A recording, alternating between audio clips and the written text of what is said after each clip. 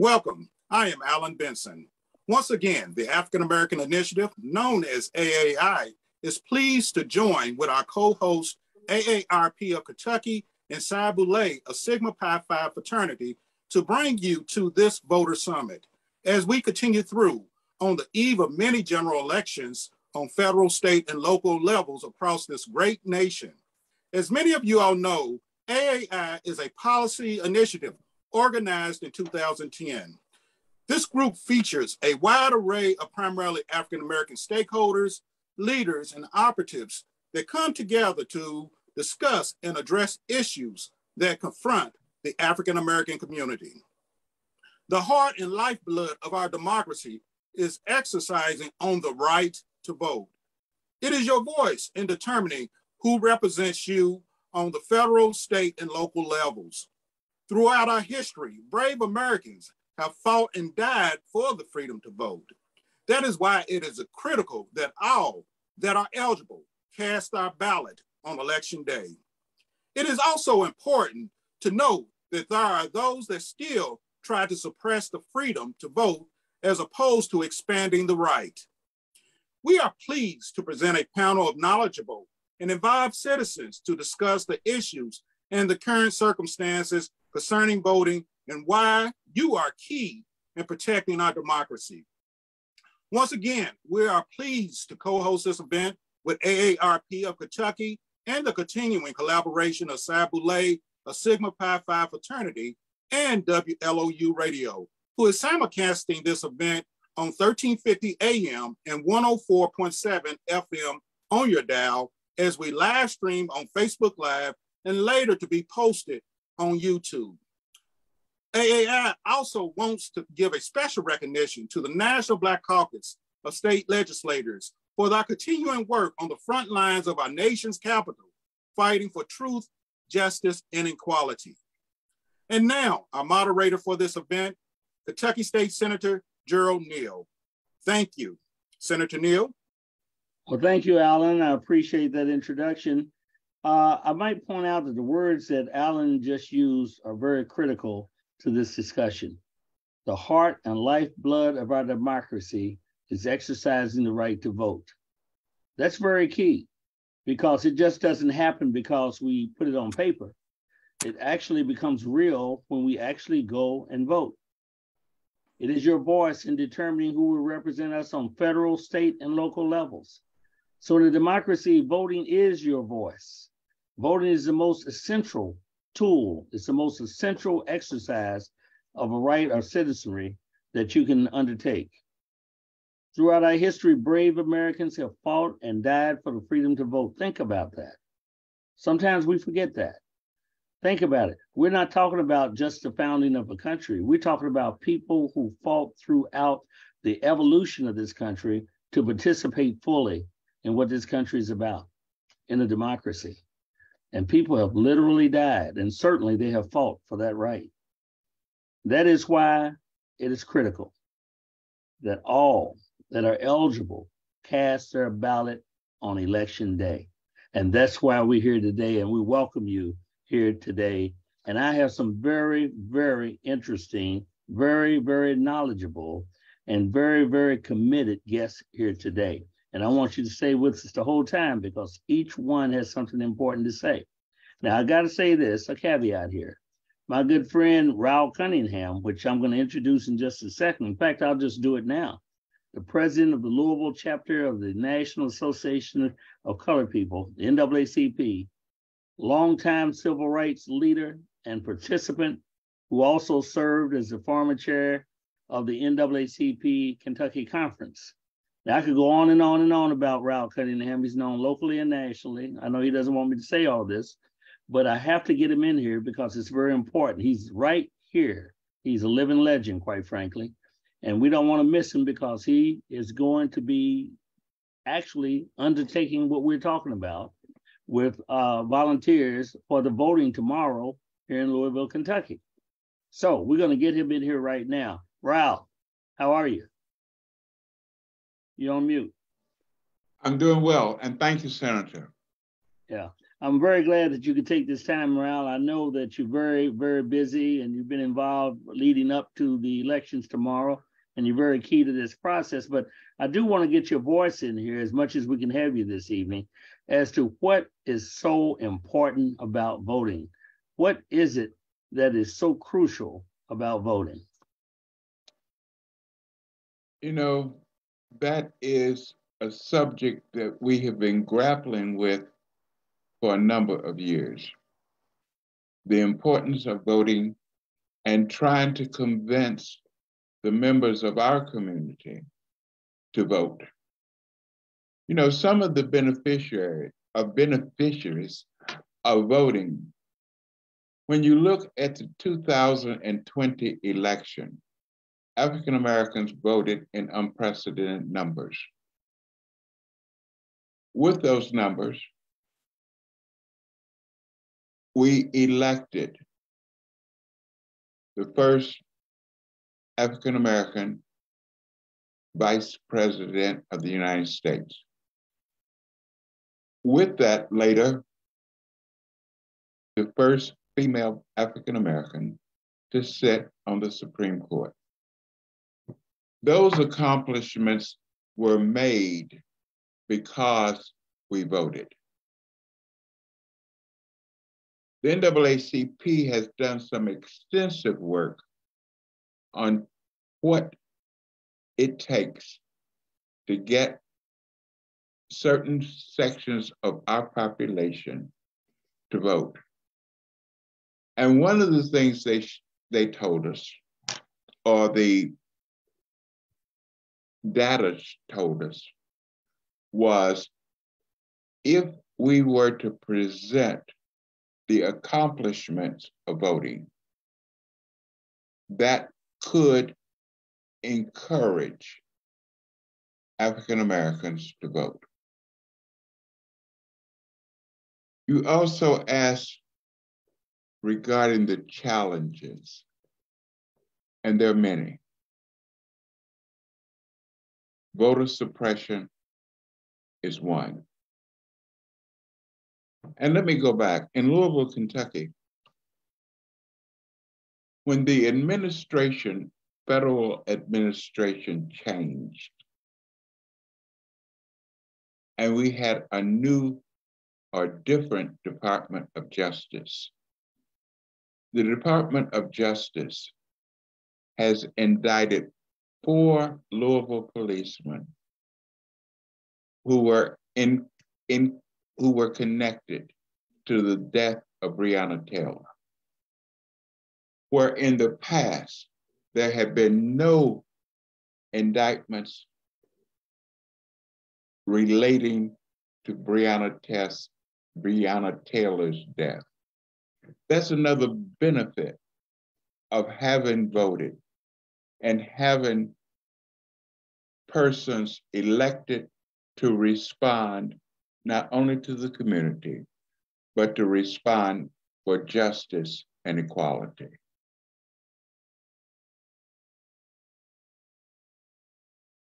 We have this year on the ballot in Louisville, aside from the Senate, U.S. Senate, the U.S. House of Representatives, every judge in Jefferson County is up for election. That includes Jefferson County's seat on the state Supreme Court, Jefferson County's 2 seats on the Court of Appeal, the district judges, circuit court judges, and family court judges. Also on the ballot in Louisville, we have 4 of the 7 members of the Jefferson County Board of Education up for re-election. And as some will know, in Jefferson County, the board just passed a new student assignment plan. We have Liberty Party are liberty candidates, which are the conservative movement, challenging each. And they basically have no experience in public education, and they are touting banning certain books in the public school system. So let me jump in here just for a minute, Raul, because what you're talking about is a microcosm of what's happening across the United States of America. Yes. In every situation that we're talking about here, we can talk about Louisville, we can talk about Jefferson County in the state of Kentucky, but the fact of the matter is everything that I just heard you say, talking about the federal, state, and the local level, is taking place across the United States of America in varying degrees. What I'm going to do going forward, I want to introduce some of the other people here, and I want to get back to you, Raul, because I don't want you to run away from me. I know you got things to do, but I'm going to try to hold on to you as long as I can. Well, I got volunteers in the next room. I know you might vote on me in a second. I got to keep my eyes out for you. But I also want to introduce our other guests here. Sure. We have some very important and knowledgeable guests here. We have Cedric Powell, if you'd raise your hand. Cedric is the Wyatt Turn and Combs Professor of Law and Distinguished Teaching Professor at the University of Louisville, the Louis D. Brandeis School of Law.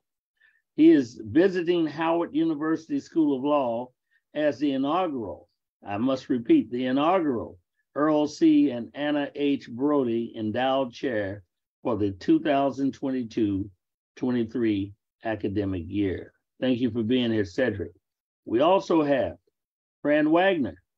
Fran Wagner currently volunteers as president of the League of Women Voters of Kentucky, of which she's a longtime member. And of course, the League of Women Voters, not only of Kentucky, but wherever you find them, have a storied history. And I'm looking and anxious to get her input into this discussion. She's a resident of Louisville and retired from her 2 professional careers, a high school history teacher and a nonprofit development consultant. So that should give us a particular type of twist on this. In addition to Fran, we have with us Louis Bedford. Louis Bedford is from Texas. What is a guy from Texas being in a discussion in Kentucky? Because these issues are national issues. And even though they play out differently in the various states, it reinforces our understanding of the dynamics that are taking place across the United States and in the various states by spotlighting and engaging in discussions with those who experience those realities. So Louis Bedford is very special to us today. Louis Bedford IV is a graduate of the University of Texas School of Law. He previously worked with the Texas Civil Rights Project as a part of the Election Protection Coalition to facilitate a nonpartisan election protection hotline for voters. I'm gonna allow Louis to get into more depth with respect to that, but he's very much involved in countywide voter protection programs and the whole processes and so forth. You can elaborate on that a little bit more, Louis. And then lastly, we have with us Aaron Smith. And I say lastly, but not the least of which is Aaron Smith. We got Aaron Smith on here, not just because of her experience, not because of those things and her intellect that she brings to this table, but because of her youth as well. We want to understand a little more about the youth, particularly those of you that are my age, around 39. We want to make sure that you have understanding of what's happening with our younger folks that are getting increasingly engaged. So Aaron is the executive director of the Kentucky Health Justice Network, that among its issues focus includes policy advocacy that is rooted in fairness and equity. So that's very important to this discussion. But if you all will just work with me just for a second, I want to go back to Raul just for a second, and we're going to go right down the line here. Raul, what I want to glean from you before you get away from us is, what do you see as the most significant challenge that we have now? And when I say challenge, I'm talking about as a country, and I'm talking about as African Americans that live, work, and struggle and raise their families in this country. What is the most significant challenge as it relates to a democracy in that context? I would say the right to vote. Voter suppression, how do we alleviate it? And I think we alleviate it by voting and making sure that those who support voting rights are elected to the United States Senate. The Senate is the battleground. And if we can elect, I'm not going to play partisan, but if we can elect senators who will support voting rights, I think that that will be about the most important challenge that faces the African American community. So I glean from that that you have moved from the local piece and you're really looking at the national scene. Yes. You're looking at who controls setting up the particular agendas that are going to be followed and actualized going forward. In other words, we're talking about the Senate hanging in the balance on the national front and the possible, I'm not going to say probable, loss of the House on the national level in terms of Congress and what that's going to mean from a policy standpoint. Yes.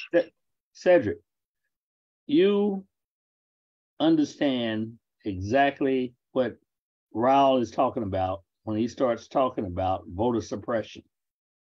Give us just a very brief history of what that means and historically and how that looks today. Give us some input on that. Well, thank you so much. I'm glad to be here with my distinguished colleagues and many old and new friends. I'll just run through a couple of comments that I want to make. I'm going to start in 1870 and come all the way up to 2022. I think don't say it all in one breath now. Oh, not at all. Okay. I think that what we are experiencing now is the third Reconstruction. And what do I mean by that? Whenever we have significant progress by people of color, there's always a hostile reaction, retrogression, retrenchment, and realignment of state power. And that happened as far back as 1870 when you had the passing of the 15th Amendment, part of the constitutional trilogy, making the former slaves true citizens through the abolition of slavery, 13th Amendment, equal citizenship, 14th Amendment, due process and equal protection of the laws, and the 15th Amendment passed in 1870, providing full voting rights. And it would take another 100 years for us to even realize that with the Voting Rights Act of 1965, because in between the period of 1870 to 1965, we had lynching, poll tax, literacy tests, those blatant, vicious attempts to keep African-American people and people of color outside of the process. Now, this third iteration, I call it the third Reconstruction because it's really a reaction to the two-term presidency of Barack Obama. And now in this third Reconstruction, we have a case called Shelby County. It comes out in 2013. You're all aware of that. It really gutted the Voting Rights Amendment by taking off federal supervisory power from the states who had formerly discriminated. And the court invents a new doctrine. It's called the Equal Sovereignty Doctrine, which is a long-winded way of saying, leave the states alone. They don't discriminate anymore. It's not 1965, so get out of their way.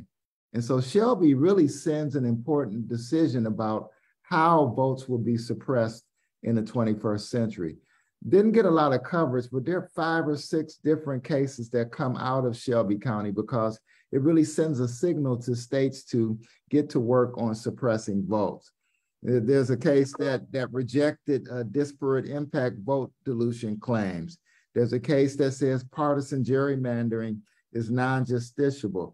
There's a case that permits millions of voters to be purged from the voting rolls in Ohio on hyper-technical criteria. So this all falls into a campaign by the court led by Chief Justice Roberts and Justice Alito to dilute Black voting power. And there are 2 cases in front of the Supreme Court now Miller versus Milligan, which talks about insulating state power so that you can't even look at racial gerrymandering and vote dilution cases. The U.S. Supreme Court overturned a federal ruling saying that there was indeed voting discrimination. And the U.S. Supreme Court always now says, we can't really see it. You have to prove it with such specificity that it's almost impossible. And then there's another case which would be really devastating. It's called Moore versus Hopper. And it introduces another new theory called the independent legislature doctrine, which means states can determine the criteria, obligations, conditions under which voting takes place, and they're insulated from any review by state courts. So notice what the court is doing. The court is unprecedented in its expansion of state power. And we know what happens when state power gains in its prominence. People of color are always hurt. And that has been happening since the first Reconstruction all the way up until now, 2022.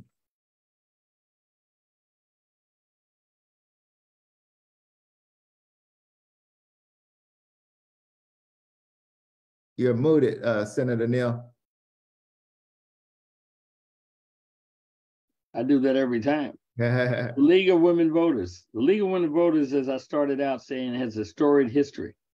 And that's not just where we are talking now, but the issues, Fran Wagner, I believe, would be the same, at least in some variations across the country. Would you not say?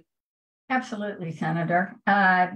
First of all, thank you for letting me be part of this distinguished voter summit. This program is so important, and it fits perfectly with the League of Women Voters' mission, which is to encourage informed and active participation of citizens in government. And that's what this is all about. And I want to join everybody, those of you who so eloquently talked about the importance of voting. And I want to add my urging that everybody go, if you haven't voted, go vote. If you know somebody who hasn't voted, give them a call and see if you can't talk them into going to the polls or help them get there. TARC is free tomorrow, and there's other ways to get people. And the other thing to remember is that tomorrow you have to vote at your precinct. Yeah, we just had early voting where we had these voting centers. Well, they're not going to be in operation tomorrow. So you need to go to your precinct location. And we're referring to Kentucky's voting law and process. Exactly. And every state has a process. Right, exactly. And we can talk more about that later. I just wanted, I hear so often, and we in the league hear so often, oh, my vote won't make any difference. But I beg to differ. First of all, there are a lot of elections where one vote has made a difference. And that's true right here in Kentucky. And happened in the last time with the state legislature. There were a couple of seats, one where there was a tie, another one. It can, that one vote can make a difference. Not only that, even if your candidate doesn't win, that how wide the margin is makes a difference. You know, one thing about politicians is they're very good at self-preservation. and if in an election, they just squeak by, but there's a lot of opposition, they're going to govern in a different way than if they win a landslide victory. So even if your candidate doesn't win, your vote still makes a difference that you were out there voicing your opinion. I remember when Ron Mazzoli, who just passed away, he was our 3rd district congressman. I remember him saying one time in a meeting, I don't mind climbing out on a limb, but when I look back at the tree trunk and somebody's there with a saw, I climb back into the trunk pretty fast. So your people are listening to you, and your vote is certainly going to make a difference. And one other thing I would just add to that is don't neglect the down ballot candidates. some of these, the Senate race and the mayor race and all of this gets most of the publicity. The judges have already been mentioned. Those are really important. But I would say your representatives to the state legislature, your Metro Council candidates, what those people do is going to affect you. I can tell you that what happens in Frankfurt, unlike Las Vegas, doesn't stay in Frankfurt. It comes back and it impacts every single one of us, be it on abortion or be it on taxes, be it on the school board, or telling Louisville what it can and cannot do. Those races are important. So don't neglect some of those down ballot races. So leave it at that for now. Well, thank you, Fran. And before we get to Lewis, I want to, the speaker so far raised this question about vote, go vote, do this thing, it's important, etc. And you might ask the question, well, why is that so important? We can talk in generalities, but let's get a little more specific here. Vote, it's your right, it's your constitutional right to vote.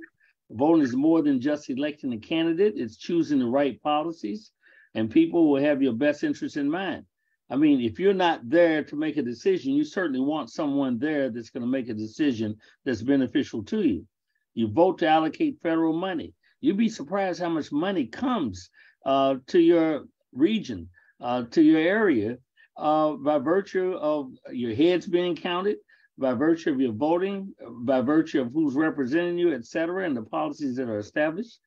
If you do not vote, someone else will. Some people, I heard a radio piece the other day where someone was talking about, let's use not voting as a strategy. It's something strategic. Well, there's really very, very, very, I can't even rationalize how that works, because not voting is empowering someone else's vote. So, I mean, it's just something that you got to understand that you just can't go there. Decide how your taxes will be spent.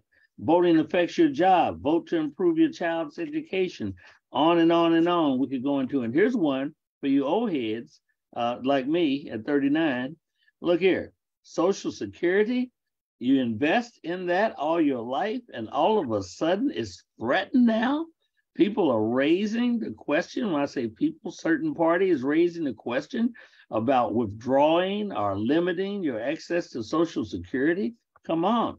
So I raised that, and I'm going to throw this on your doorstep, Lewis, because Lewis, you are a young person that's been out there for a little while, and we're going to move through this. I want to get your impact or your feeling about what is going on politically, young people's engagement with respect to that, and what you're doing. You're one that's actually engaged in the political process. Tell us about that. Well, first and foremost, Senator Neal, I just want to say thank you for having me. I definitely appreciate the opportunity to be able to talk about this. But to your first part, when what you were saying, whenever it comes to voting, it's also about accountability. Voting is one of the only ways that we have to actually hold our elected officials accountable. So if we don't vote, we aren't able to hold them accountable. We can't say no, we can't say yes. We're completely removing ourselves from the process in and of itself. So we have to vote, whether or not we're voting for a particular candidate or against them. If we don't speak up, we don't have a voice. And also I want to make sure when it comes to young people voting, it's about, once again, making sure we have a voice, and it's also about accountability. To Ms. Wagner's point, she was saying that the only way that we were able to do this is by focusing on the down ballot races, because politicians impact every single aspect of our life. They impact whether or not we're able to have power to our homes, whether or not we have internet, whether or not our trash gets picked up. Every single aspect of our life is impacted directly by politicians. It's the truth, regardless of whether or not we want that to be the case or not. But if we don't speak up, we aren't going to be able to have a say in this process. So I'm somebody who loves quotes. I love using the language that people have used in the past. And so Angela Davis has said, I refuse to, what does it say? Like, I'm no longer going to accept the things I cannot change. I'm going to change the things I cannot accept. Those are her words, and they are perfect, because if we want to be able to change things, we have to take that step. We have to demand for our voices to be heard. And that is very much present whenever it comes to young people. I know people in my demographic, we choose not to vote. We believe things aren't going to change. We believe that our elected officials are not going to have our best interests at heart. And that might be the case. But if we don't speak up, if we don't come out in overwhelming numbers in order to overwhelm this oppressive system, then we're just contributing to it. And whether you want to reach back to MLK's speech of give us the ballot or Malcolm X's speech, the ballot or the bullet, we can put this all in the respect of history and knowing that if we don't speak up, if we don't fight for it, our rights are going to be taken away. Well, I want to know what else you got to say, because I think you just hit this one out of the park. Tell us, what are you doing, though? You're actively engaged in the process, serving in what capacity? So I am the Dallas County Central Count Clerk, meaning that on election day, as all the votes are going in from Dallas County, I'm going to be in the room making sure that those votes are counted, making sure that if every eligible voter votes, that that ballot will be counted, that their voice will be heard. But I'm not doing this alone. There is an entire group effort of me and like-minded individuals to make sure that this is able to happen. But it's not just making sure the votes are able to be counted, but it's also making sure if voters are going out to polling locations and they're having issues, that there are phone numbers and resources for them to call. Now, the League of Women Voters, they do an excellent duty to the public by providing a service, by providing nonpartisan guides for people to be able to use to vote. Also, the 866 Our Vote hotline is also there to be a statewide and also a national resource for people to be able to use as well. But it's about like-minded people coming together to make sure that we're able to provide resources to the people who need it. And that is something that I'm actively involved in. It's something that I try to get other people involved in as well. Well, Aaron, you've heard Lewis. You're young, you're out there, you know what young people are doing and perhaps what they're not doing. He's engaged directly in the process, but you're very interested in policy, as I understand it, health being one of the areas. How does that relate to the voting process from your perspective, and where are young people in it? What are they thinking about this? For sure. So to expand upon what I do, I am the executive director of the Kentucky Health Justice Network. My organization provides abortion support and supports abortion access, as well as trans health justice and advocacy. And if you heard what I just said, I've just said two things: abortion and trans health, which are both aggressively being attacked throughout the United States, mostly in conservative states. And as we have seen of late, Florida's medical board just told doctors to that they're no longer going to support gender affirming care for children. That means trans youth who are already at high risk of suicide and dropping out of high school and not even, making it to adulthood are going to be put even more at risk within Florida. And for whatever reason, Kentucky is one of those states, also a fairly conservative state, especially with our supermajority in our House and Senate, that sees things that other states are doing, like the Texas abortion ban, and now the bans on trans health access and trans restrictions in Florida, and like to do their own version for Kentucky. So in my organization, we spent a lot of time and have been heavily advocating for the No Longer Minute 2 campaign, which would deny access to safe and healthy abortions within the state constitution, which means we would never be able to advocate and fight to regain abortion access. And the most damaging part of that amendment, which is going to be on your ballots, is the no exceptions. That means absolutely for no reason will you be guaranteed a right to abortion access within the state of Kentucky, no matter if it's rape or incest or any type of domestic situation. You will have no access here within the state. That is extremely dangerous because Kentucky is number 5 currently in child abuse and neglect.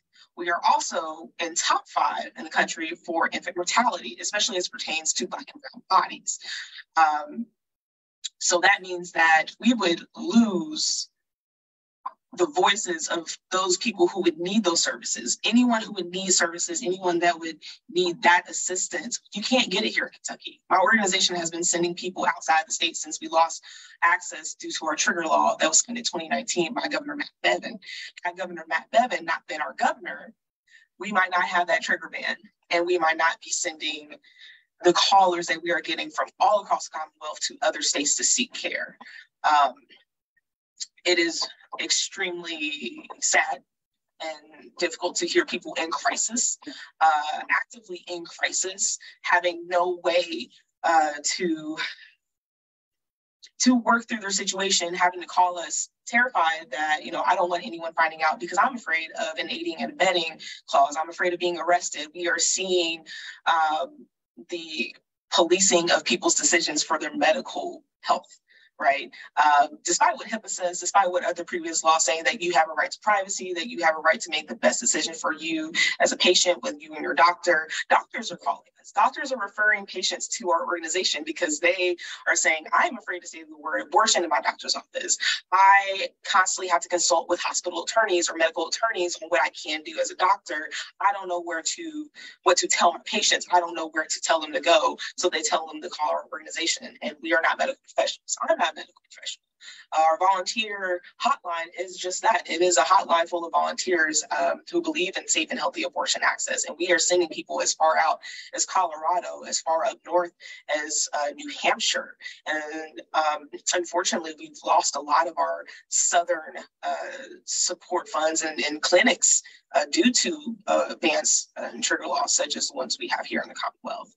And on the other side of trans health, Kentucky has a growing number of LGBTQ individuals living here within the Commonwealth in rural communities. I'm also the chair of the Louisville Pride Foundation. And we know through who comes through our community center, who comes to our events and conversations. We also know through Kentucky Fairness, ran by Chris Hartman, another wonderful organization, that the people here who are trans, the youth here who are trans, they are going to lose their voice. There have been more pieces of legislation created to take away autonomy, not just from individuals, but their parenting. And we are worried here in Kentucky that we are going to see very similar laws where saying that it's going to be child abuse for a parent to help their child seek gender affirming care. That is something that is very much a reality within our organization and our allies, other organizational allies. So that's why it's important to vote, because there are people making decisions about us and for us without us.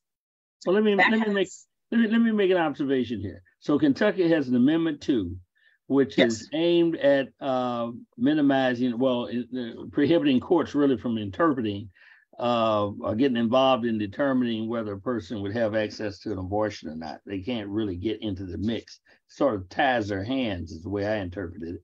But they did something similar in Kansas. And when they put that out as a constitutional amendment, that very conservative state came back and said no. In fact, they said hell no. For and sure. They overturned that particular piece. Yes. How do you see that playing out in Kentucky? And anybody can jump in on this. How do you see that playing out in Kentucky? And then I want to talk about another amendment I think is very interesting. Anybody? Go ahead. You go ahead, Aaron. No, for sure. In Kentucky, we are trying to, we want what Kansas had. We want that victory, and we honestly need it. This past legislative session, there were very few, if any, bills that addressed increasing funding to things such as social services, food stamps, making sure that, schools have what they need. There were very few things that touched on that. So now we are an ill-equipped state who has not boosted, given more money to programs, government-funded programs that help people take care of these families. But we're also saying, hey, you got to have these children. If you're pregnant, you have to have your baby, but we're not supporting them. We are very ill-equipped. Families do not feel supported here. And that is how much our vote is. We are voting for just the ability to live peacefully, the ability to raise our families the way that we need to, the ability to choose when we want to start a family, and just ability to make sure that our children have what they need and that they feel safe. Kentucky is not ranked high on trans children's safety at all, especially with some of the things that we've dealt with last legislative session and some of the things that we are already hearing about what could be happening in this legislative session. So it's very real reality. And if you think about millennials, we've witnessed a lot. I'm a 91 baby. I was born January 27, 1991. That makes me 31 years old. I am an early millennial. And from our age group, we've seen school shootings beginning to hit mass media, right? We're seeing economic recessions. We've seen war, and we've seen terrorist attacks. We have not known peace. And that goes into how we feel like, well, it doesn't matter what we do, what we say. So for people who are in our age group or in the generation as a millennial saying that, oh, my vote doesn't matter, it doesn't matter because this keeps happening, this keeps happening, that's because of trauma. We witnessed a lot of trauma growing up. We're still witnessing trauma. We are a generation that has witnessed the beginning and end of a war, and it really wasn't an end. So let me dig in that just a little bit now. Are you saying that is the reason? I think the observation is, I mean, let's face it, in primaries and so forth, I think nearly 1/3 fewer U.S. voters show up to the polls during a midterm election than a presidential election. So we know there's that general lack of participation. But are you saying here that because of the time you were born and what you've seen and observed and the way you've engaged your realities coming forward, that this is playing against young people participating in the process? I would say that has to deal with a portion of it. I mean, we've seen a lot of trauma, and we've also seen, a lot of things come and go without us giving much, been able to give much opinions or thought to it. We're also a generation that was told to go to school, go to college. And now we have this incredible amount of student loan debt. And when the conversations about, oh, what are we going to do? What are we going to do? Has been happening for decades at this point. And we're finally seeing some headway. And now we're also seeing states pushing back and saying, oh, no, we don't want to do student loan forgiveness, this, that, and the other. And it's individual states. So going back to what you said earlier about how important these elections are for states, that is one example. There's about 6 states currently that are fighting back against student loan forgiveness. So between, those types of things that we've seen, I honestly feel that has affected how people see voting. And not only that, we've also continuously seen the lynching of Black bodies by police continuously, as previous generations has before, but unfortunately it is something that is still so you're saying all those things have a tendency to suppress participation, faith in the system, so to speak. But what's happening generally, though? I mean, let's face it. Look here. Historically, I'm going to repeat this. Nearly 1/3 fewer U.S. voters show up to the polls during a midterm election than a general or a presidential election, I should say. That's more than young people. What are the others? What do you all say about this? Fran, what are you running across here? What are you picking up? Cedric, what are you seeing that is a challenge to and or creates these outcomes that I'm making reference to? Making it too difficult to vote. And there's so many burdens on voting. A limited time period. States are pushing back on use of absentee ballots or same-day voting or registration. There are all of these procedural and documentary barriers that impact the public. And somebody will look at that and they have to be at work, and the choices between going to work and making a living and voting, and the choice is going to be clear. U.S. Supreme Court hasn't helped either by just sort of saying, well, you haven't lost the right to vote. It may be more difficult, but that's fine. And so the Supreme Court has been very laissez-faire about this, hands off and giving more power to the states, and the states are making it more difficult. I think that we need national legislation to have voting holidays. Everyone's off, they get paid, and you can vote. And longer extended periods of voting, really a quick registration process, so you don't have this state ID card. You have to take off work to get that. All of these different barriers. And we should pardon ourselves after other Western democracies that make it a lot more easier to vote. I think voting holidays is one of the first steps. Let me just step in here just a minute and thank the WLOU radio listening audience. for their listening to the discussion here today. And certainly we want to encourage them not only to vote, we want to encourage them to go out and get everybody they know to vote. Particularly since I've quoted these statistics out of here that people have a tendency to vote less in in a non-presidential election. Same thing's happening here, but even worse in primaries. And we should be voting that whole period of time. But we want to thank WLU Radio for their collaboration and simulcasting this event.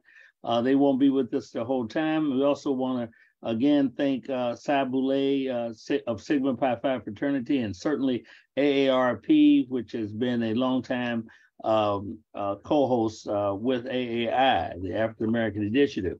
Now, let's go back to this point, Cedric. You're talking about these things that inhibit people's participation in the process. But, you know, I have to raise the question. There are countries that actually require you to vote. In other words, it's mandatory to vote. If we have such a bad voting record, and we know it's important for people to participate, what's your feeling about, and I'm throwing this out to everybody, of requiring mandatory voting? There are 22 nations around the world make voting mandatory for its citizens starting at age 18. And in Australia, you get fined $20 if you don't vote. you got to vote. And I'm talking about countries like Argentina and Brazil, and got a list of them here: Costa Rica, Egypt, Greece. I could go on and on and on with it. Is that a consideration? Is that something we should be looking at? It's a consideration, but our American exceptionalism will get in the way. We want to be individuals. We want to do whatever we want to do. We believe the First Amendment means that we can say whatever we want to. So there would be, I think, extraordinary pushback if anytime you say something is mandatory in terms of the American citizenry, just because of our tradition. I think the way to do it is to give people a lot of choices, broader periods to vote in, and less obstacles. That might do it. And that looks more like a political marketplace where people are just making choices on their own without being told to do something by the state. I think that there'd be massive pushback if we said voting is mandatory and we're going to charge you $50 if you don't vote. The first thing people would say is, that's my First Amendment right. You're trying to make me vote and make me vote a particular way. Isn't this America? And you can just see it going on. It's not consistent with freedom. So you have to give citizens choice. Yeah. Yeah. So Fran and Lewis, I mean, let's get real about this now. Well, if I could also chime in, you're on mute, Fran. Wait a minute. I'm sorry. Go ahead, Aaron, then Fran. I want to hear from you. I was going to say, I would also like to chime in, because I think it's unfair to make something mandatory when the education about it is so poor. I hear from my parents all the time, we used to have civics. We used to know this. We used to learn this. They don't teach it anymore. That's true. We do not have that in our public system.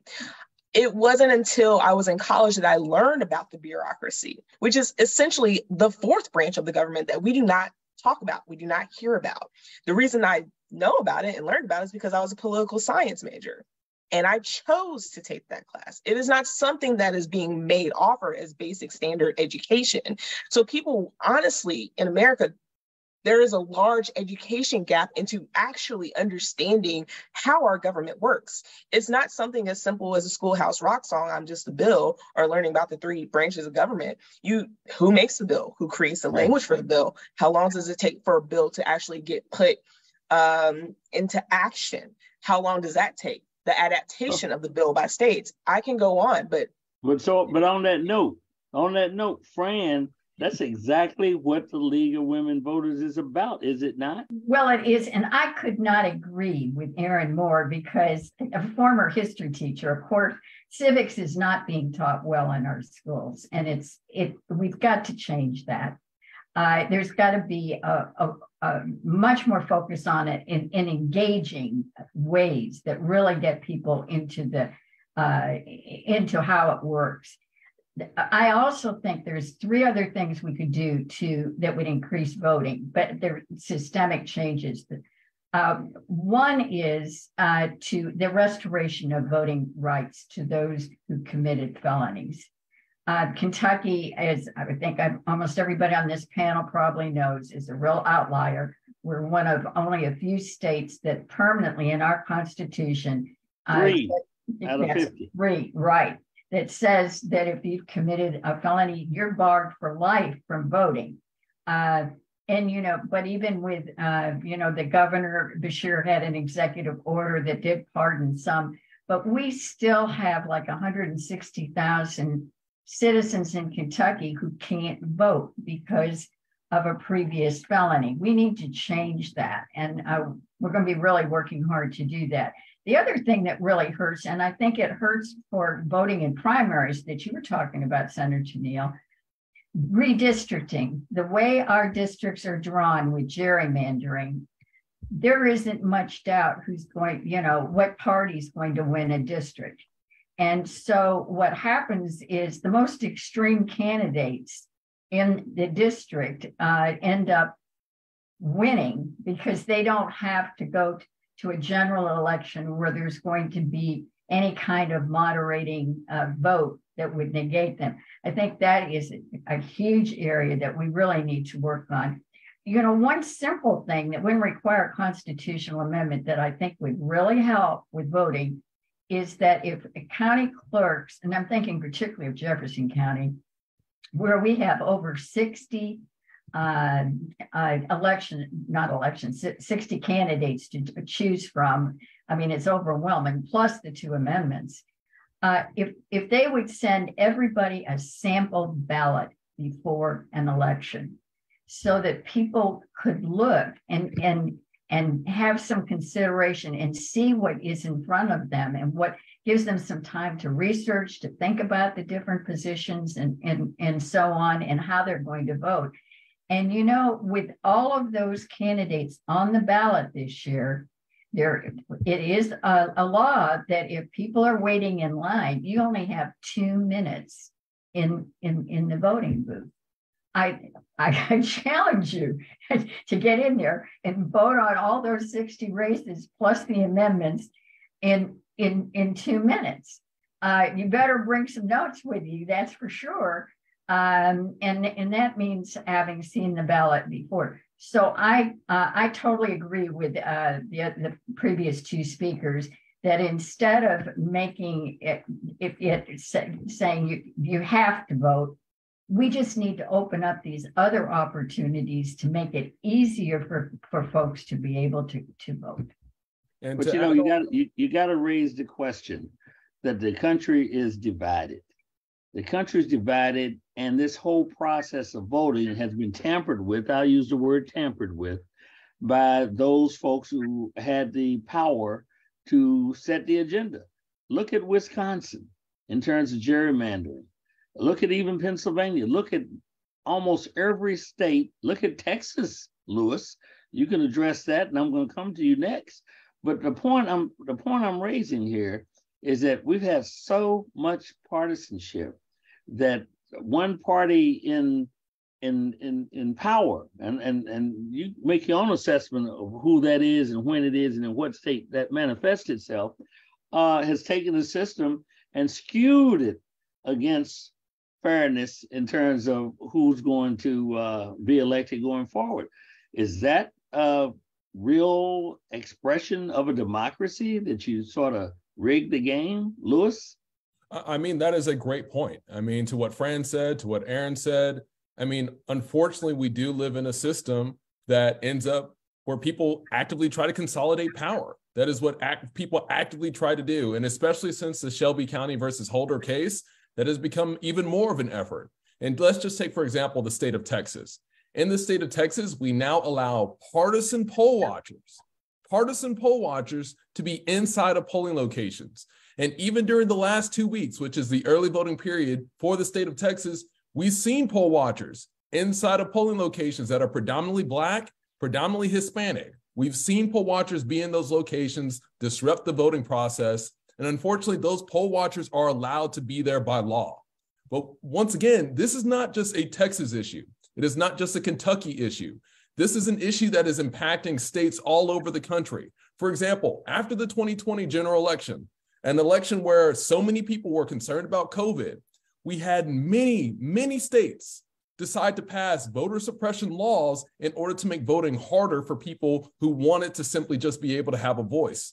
But that is the active effort in order to make sure that people aren't able to interact and be able to participate in this democracy. And I want to make sure I say this to Erin's point. She is very correct about people dealing with generations of trauma as it relates to voting, but it's also very intersectional too.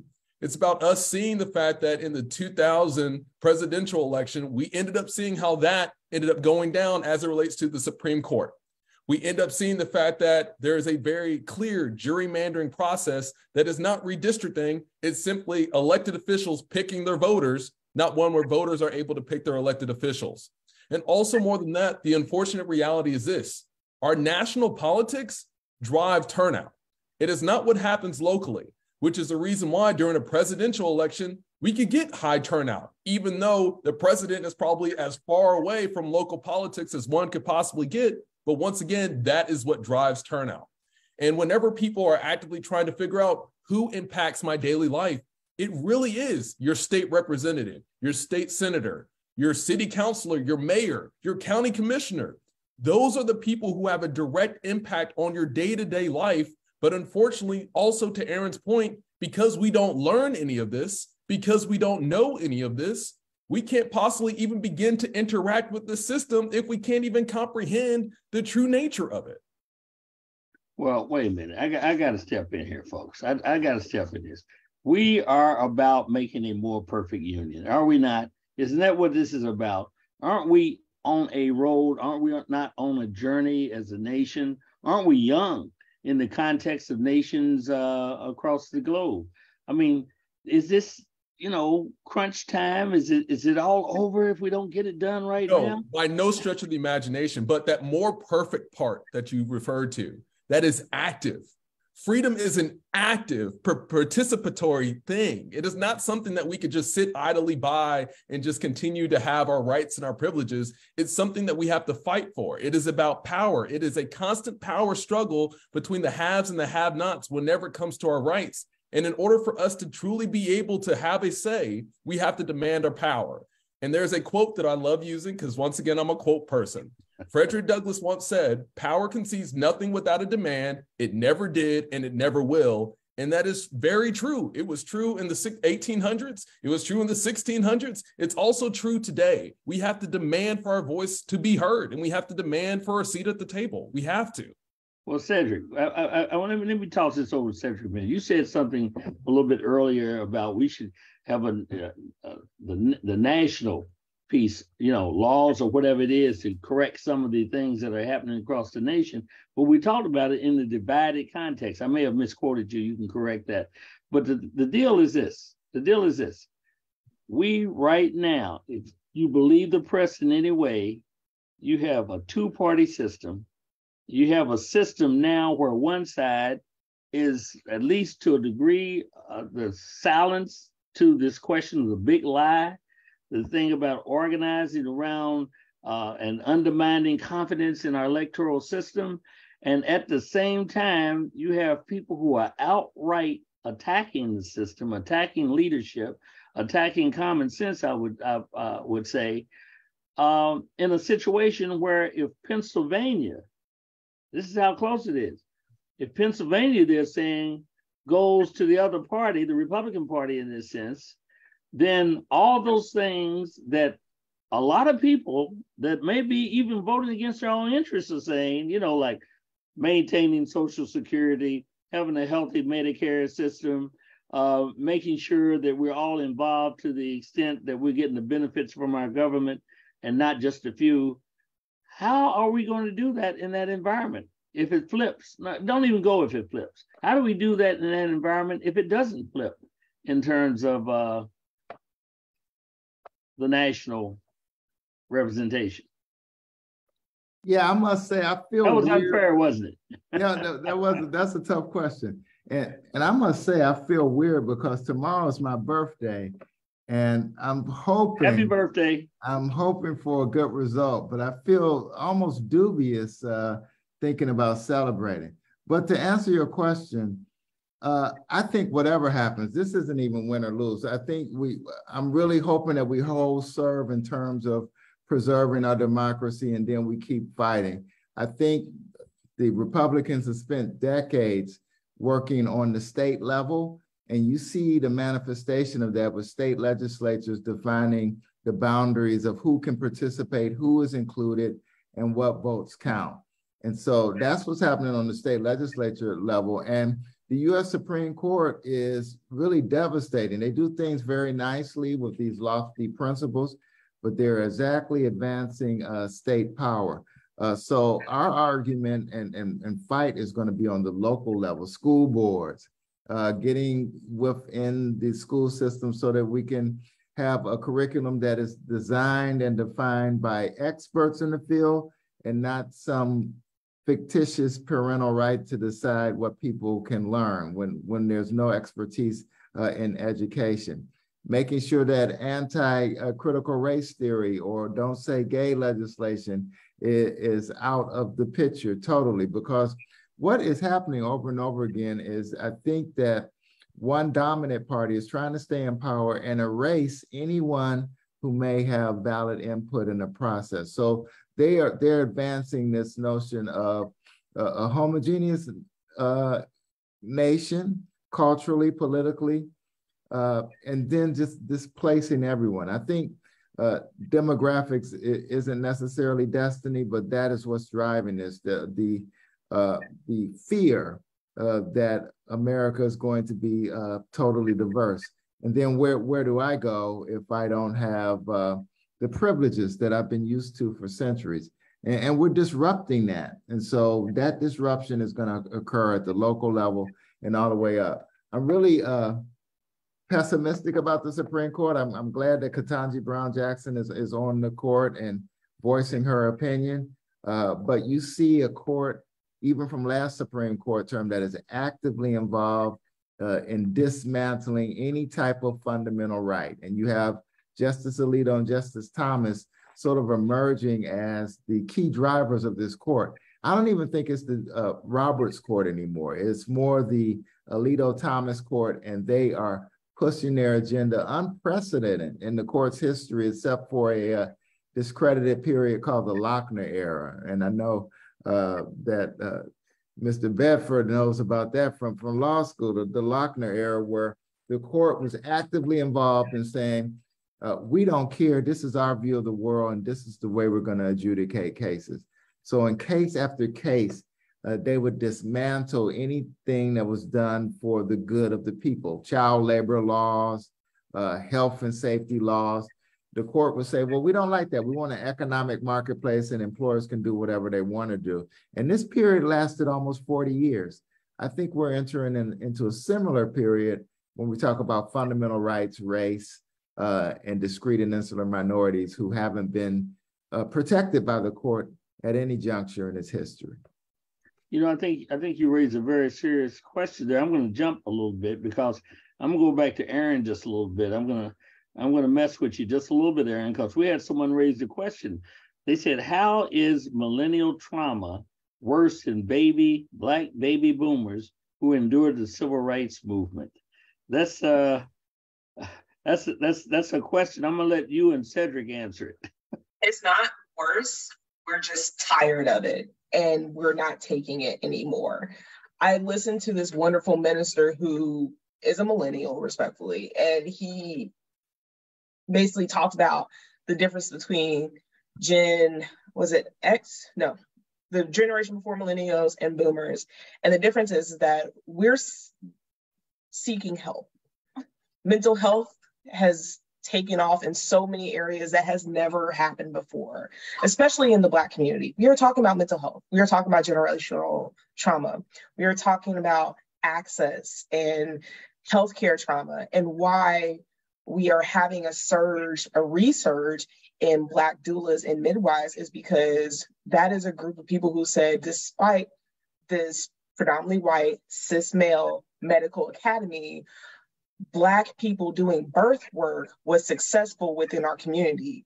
The rates of infant mortality were almost non-existent, right, during that time. But that was something that slaves did. We as slaves were all these birth workers, and that was taken away because the cis white male medical academy said this isn't medicine, right? We are reclaiming things and spaces and areas that have historically been taken from us, or that we have been forcefully removed from.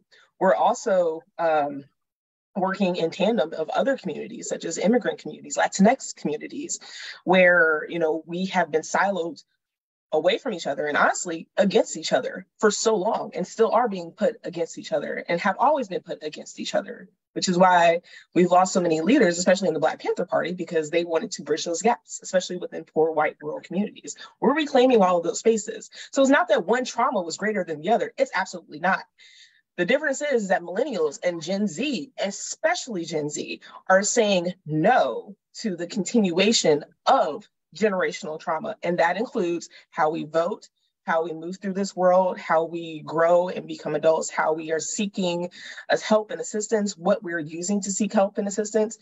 And I can just go on and on about that, but that is how I feel, and that is how I'm interpreting.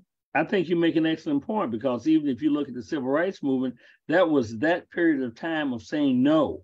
It was saying, no, we're taking back justice and fairness and equity, and we will not accept the white supremacy in its form. And even today, as it manifests itself, I think we're all saying no. No, that's not going to be the thing that's going to dominate today. But I think it's important to understand this thing in context. This is an evolving circumstance. And I don't have to recount history to make that point, because we all know that history to some degree. And the fact of the matter is that what happens today is going to have an impact on what happens in the short term, no question. In fact, it may have some implications going forward in some degree. But engagement, that's what I'm hearing from each of you. Engagement is the answer. Voting is the answer. Not giving up hope, but actually being intentional going forward is the answer. Have I missed something here, or is there hope in this discussion? Tell me something here. Anybody? There is hope if we sort of embrace it. I was very fortunate to hear Brittany Cooper this past Sunday. They have something called Chapel at Howard, so they bring in different people to speak. And Brittany Cooper was talking about the revolutionary concept of hope, the belief in things unseen, the fight and struggle to keep moving, even though you can't see over the horizon. You know that there has to be something there if you believe in yourself and in your people. And so the previous question that asked about, well, why is one form of pain higher than the other? I think on some level, that's the wrong question, because we have to broaden what we mean by empathy. We have to embrace all of the groups within our own community and reach out, as Aaron was talking about, reach out. Intersectionality, we always talk about it, but we don't see how that and resonates. We have to make those connections. I have an 18-year-old and a 24-year-old, and they think that I'm really conservative, which is really baffling to me. I think that I'm as radical as they are, but that's cutting edge. Yeah, that's their life experience. But I tell them over and over again, my father used to say this over and over again, there's nothing new under the sun. There are many different ways of doing things, but we see now in this third Reconstruction that things are just reinventing themselves, and we always have to fight against those things. So Derek Bell once said that there's hope and nobility in struggle. You may not always see the end results, but the struggle is long, and the fruits are something that are very sweet once we achieve our goal. So it's for the long haul. And think about how the opposition party worked and schemed and cheated, and so we don't have to do that, but we have to meet it. We have to make sure we make appropriate arguments before the Supreme Court. We have to run for state office. We have to think about new and inventive ways to deal with political activism. Maybe we need more political parties. I know that that's blasphemy in our system, but you have to think about how can we get all of the people energized who want to make a difference and have a voice. And sometimes when we have two parties, the discussion is, well, they didn't come by today. They're not looking at us. They're not paying attention to us. But what are we doing to get our interests heard and appreciated and advanced? So there's hope. You just have to keep working at it. Yeah, I would definitely agree with that too. And I just also want to mention that another side of this all is social media. Social media is definitely a different part of this too, because as a millennial myself, born in '93, that is something that I grew up with. Now, there was a period of my life where that wasn't so intensely and intimately involved in everything that I've been doing, but it is the case now. So even though this is a tool that was created in order to bring people together, it's also something where we're able to see a different part of the world. There are also different elements that with social media, people are able to be brought together, regardless of whether or not they have positive intentions or not. So even though there is this forum that exists, it does allow for the best of us to be able to be put on display, but it also allows for the worst of us to be put on display as well. And I also want to make sure I mention that, because as much as social media can be a tool, it can also be used as a weapon if it isn't used the right way. Well, I think that's clear. Fran? Well, I was just going to agree with the fact that we can't give up hope. It took women 70 years to get the right to vote, and there were a lot of defeats along the way. And obviously, the civil rights for Blacks and other minorities. Think of the time and all of the work that went into that, and the defeats that came along the way. And yet, hope. I think hope prevails. I do think that sometimes, especially dealing with younger folks, when I'm talking with them about my kids and my grandchildren, is that, and I will say, I think sometimes the biggest obstacle to the good is the perfect. Sometimes you just have to do it step by step. You're not going to get the whole thing. Or you may have a candidate that you're not crazy about, but that candidate's up against somebody who's clearly going to be bad for democracy. Well, maybe you're not crazy about the other one, but you take the better of the two. And I think we have to think in those very down-to-earth, common sense kinds of ways as we make our way forward, and 2 steps forward and 1 step back. Let me shift gears just for a second here, because something really interesting has happened in Kentucky. And I spent a lot of time looking at this, because if you look across the nation, I think this is instructive for the nation. You find a lot of voter suppression type tactics, limiting access to the polls going on in many states. And Lewis may want to expound on how that looks in Texas. And perhaps we all are looking at the news and understanding how that plays its way out in Pennsylvania in terms of when you can start counting the vote, et cetera, and all that sort of thing. But Kentucky is, interestingly enough, and there's a reason for it, at least I think there is. We passed a law that creates additional in-person voting days in the middle of all this that we're talking about, adds protection for poll workers, protection, codifies our existing policy of not connecting the voting machines to the internet so that it can't be manipulated from outside, increases security in Kentucky's elections by doubling the number of countless counties subject to post-election audit, up the full transition to paper ballots, and placing voting machines under video surveillance when not being used. I mean, it's kind of hard to fight against something like that. I chuckle just a little bit, because there's little or no evidence that there's voter fraud taking place anywhere across the United States in a way that can impact the outcomes of elections. I mean, we know that. So we know that there's a red herring in here, but at the same time, that doesn't make this move in Kentucky nullified. Look, it clarifies early voting locations must be open for 8 hours. It adds 6 days of in-person absentee voting before early voting starts. Makes it a felony to connect a voting machine to the internet. Legal protections of election workers. Tell me something bad is going on in Kentucky. I want to know what's going on. I voted early myself this year. First time in my life. I've always walked to the poll. I found myself over to a voting location and I said, I can vote? Now, I'm tuned into this and I'm asking myself that question. You know what I did? I went and voted. I wanted to understand that. Isn't that a good thing? What am I missing here? Is that a signal that things don't have to be the way they are in these other states? Should we embrace this? I think it is a signal, but once again, that is something that has to be fought for. For example, let's look at the state of Texas. So there are certain counties where not only can you vote anywhere in the county during the early voting period, but you can also do the same on election day.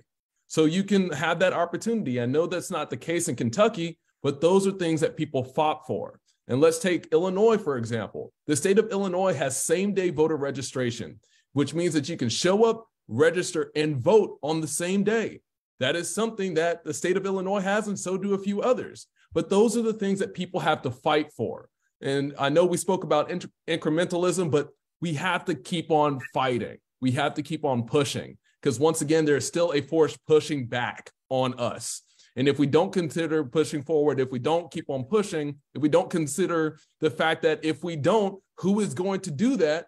We just have to make sure that we continue to have a voice. And I know I've said that a lot tonight, but that also means making sure that people have access to the polls, making sure that polling locations in Black and brown neighborhoods aren't shut down, making sure that poll workers have enough machines inside of those polling locations, because the best way to limit the number of people who are able to turn out for a given election is limit the number of machines. And you can have as many polling locations as you want to, but if the machine to voter ratio is 1 to 10, then you're going to have a very hard time trying to make sure that people are able to turn out.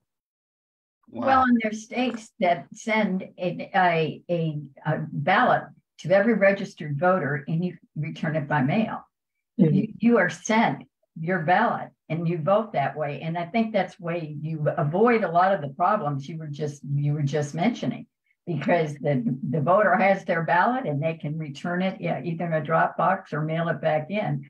And there's been no increase in fraud, or it's safe. It's safe, and it certainly makes it easier all around in terms of reaching everybody and taking a lot of the barriers that you were mentioning. On the national level, there's 2 pieces of legislation that could make an enormous amount of difference: the For the People Act and the John Lewis Voting Rights Act. But we've got to have the number of people in the Senate to get it passed. Well, Senate and House to get them passed, and of course they were blocked last time. But eventually that may be what it has to come down to, is getting that national legislation through.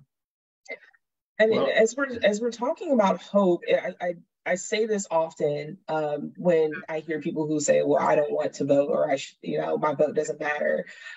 Your inaction and silence is still a vote, but it's a vote for complacency, which means that you are giving up your autonomy and you are willing to let whoever is in power make a decision for you without your voice, your opinion.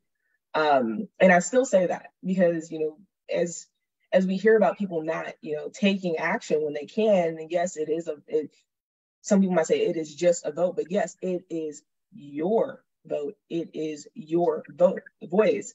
And it is something that your grandparents, great-grandparents may not have even had an opportunity to do. And there's honestly been way too many people to have fought and died for this simple act to not do it. And to not do it is a disrespect to their legacy, to that movement, and to all the work that has been done and is still being done for voter engagement and voter access. Well, I'll tell you what, we talk about which way or what direction this country is going, but there's an interesting statistic. 40 million Americans have already voted. Mm-hmm. Wow. Think about that. 40 million Americans have already voted. So even though the prognosticators on the news media and the poll takers and that sort of thing have predicted certain outcomes, which may become the reality, I'm not so sure that that's going to be outcome. I don't know, but I know this, that this is round whatever out of many, many rounds to come. And the fact of the matter is that unless we all engage, and that's what I get out of this, is that that's where we fall short. Not enough of us do that consistently, and understanding the importance of that at every moment that we get to do this. Do you realize that we vote much more than they do in just about any other country on earth? We're voting all the time. We're voting every other year and sometimes in between those years, depending on what we're doing. And some of these other countries, they don't get a vote to what, every 4 or 5 years or something like that on the national and on the local levels. But we're exercising it all the time. And that's a plus on one hand. I guess it's confusing on one level, but on another level, I guess it gives you a chance to sharpen your tools in terms of voting as you go forward with this thing. So here's my question to you, and I think we should be very focused on that. What do you say, and I want each of y'all to speak to this, what do you say to our listening audience? Now, I'm assuming that everyone that's listening now, or almost everyone that's listening now, are those who will listen, because this will go out again and again. It'll be up on YouTube tomorrow, at least, and we'll keep pushing that. But I would assume that the vast majority of these individuals already vote. I'd be surprised if they didn't. So are we just talking to, us? Are we just talking in the echo chamber? Or what is it that each of you all say to these individuals with respect to voting and its importance and their role in that? Anybody can start. Don't make me pick you. All right, I'm gonna start with you, Fran. Okay, well, I think I'm going to go back to a little bit of what I said before, and that is that we can say how important one vote is, and that really does make a difference. We really have to keep talking about of that importance. This isn't an answer to your question, but it just occurred to me, and I want to make sure people know this. If they do go to vote tomorrow, check your ballot and make sure the amendments are on it. The League of Women Voters has received some notices. Now, these have been, in both cases, absentee ballots where the amendments were left off the ballot. And we have had in past elections, I don't think this is voter suppression. We're talking about in Kentucky. It's in Kentucky. I think this is just a clerical error. But be sure it's at the end of the amendments are at the end of the ballot. So be sure you check that out and make sure that your ballot has that on it, because there have been a couple of instances, at least, and maybe more, where it's been left off, and I think inadvertently, but and so on. But yes, I think going back to what you were asking, Senator, in terms of the importance of getting out there and voting is the one thing I don't think we've said. I think you need to vote for yourself in this sense, because you've stood up and you have acted on what you believe. To be quiet, to not vote, as has been mentioned, is to relinquish your voice to somebody else. And I think you owe it to your own integrity to get out there and make your voice heard. Aaron? I would say that in 2022, there is no excuse. There's no excuse as to for not voting. You can take time from work to go vote. We have extra days to vote. With early voting, we have absentee ballots. And for Kentucky, we have everything but the automatic restoration of civil rights, which we need desperately. And so I think would be a disservice to anyone to pass up all those opportunities and still, you know, relinquish that control that they have, you know, that say so that they have. Yes, we're all taxpayers, but that's, you know, as we've seen recent, you know, with recent candidates, you know, that's often not enough. It doesn't matter if you pay taxes. People make decisions that will absolutely hurt you, devastate you, someone you know, someone in your family, someone who's close to you. And the lack of remorse and empathy that I have witnessed firsthand within our state government in Frankfurt is disheartening and sad. But not voting is not the answer. That is all the more reason to vote and to participate in the electoral process. I'm not saying get out and volunteer and do this, that, and the other, because honestly, to volunteer is a privilege that a lot of people don't have with extra time. So I would say that, you know, just echoing myself and repeating myself is like, you know, you have to vote to keep your autonomy, to keep, you know, your voice heard, to not be easily silenced, because that is how opposition, that is opposition to the progress that we need. That's how Jim Crow, that's how all these things have gone and happened in our country, is because of the silence. But we're not going to be silenced, and we need to continue that that feeling, that drive of that, you know, we're not going to be silenced. You're going to hear us, and if it is through my vote the easiest way, then that is the best way for you to do that. So, Cedric? I think we all know how important the right to vote is, because they're trying to suppress it. And if it was absolutely meaningless, no one would really care. So being involved in the political process is essential to being an active and engaged citizen. And you're not making a political statement when you say, I'm not going to vote, it's all going to turn out the same. You're actually giving your power to someone else to decide your own destiny. And if you really want to be engaged and empowered, and if you really want to complain about your government, you have to actively participate in it. So you have to get involved. And getting involved isn't meaningless. You have to add meaning to your political involvement.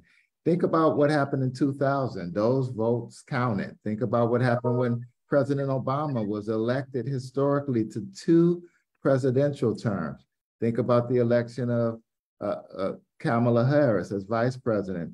And think about what is happening on the Supreme Court. Now, even though it's a 6-3 majority, a Democrat was able to appoint a U.S. Supreme Court justice, despite being cheated out of one of those slots by a senator who represents Kentucky.